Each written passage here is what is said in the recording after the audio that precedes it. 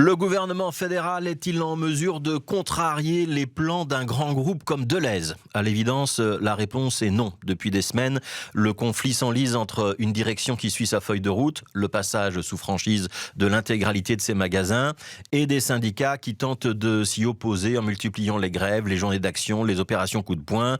On vise un magasin par-ci, on essaye de bloquer un dépôt par-là, mais on sent très bien que ce mouvement s'essouffle et qu'à la fin, c'est l'entreprise qui gagne.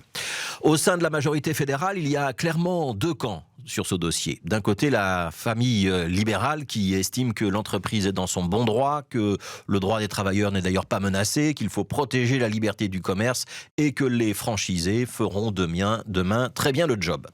De l'autre, les socialistes et les écologistes qui se disent choqués par la méthode employée par la maison Delhaize et surtout par son actionnaire néerlandais Ahold, des syndicats et des partis qui défilent aux côtés des travailleurs, qui déposent des propositions de loi pour essayer d'encadrer le passage sous franchise. Mais on sait déjà que ces propositions, dont celles déposées par Ahmed Laouej, ne passeront pas, en tout cas pas sous cette législature. Ce serait de nature à faire tomber le gouvernement.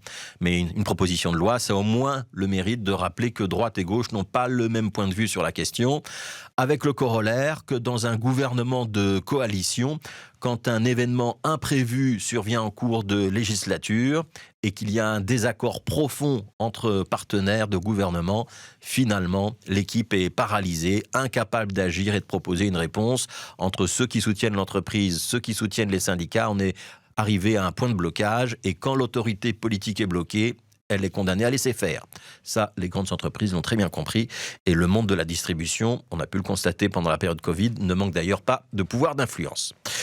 Hier, Pierre-Yves Dermagne, ministre de l'Emploi et de l'Économie, a confirmé toutefois la préparation d'un nouveau projet de loi. Pas une proposition, un projet cette fois-ci. Il ne s'agit plus de s'attaquer frontalement au passage sous franchise, parce que les libéraux ne le veulent pas, mais il s'agit cette fois d'encadrer le phénomène. Pour être précis, ce projet de loi Dermagne propose de clarifier un certain nombre de zones d'ombre qui subsistent dans la loi Renault.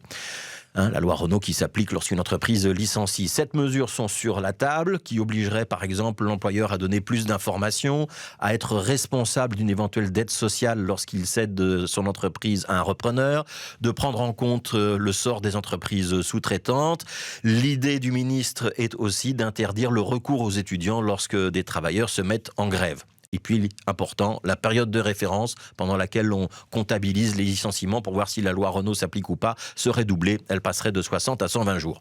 Ce n'est pour l'instant qu'un projet.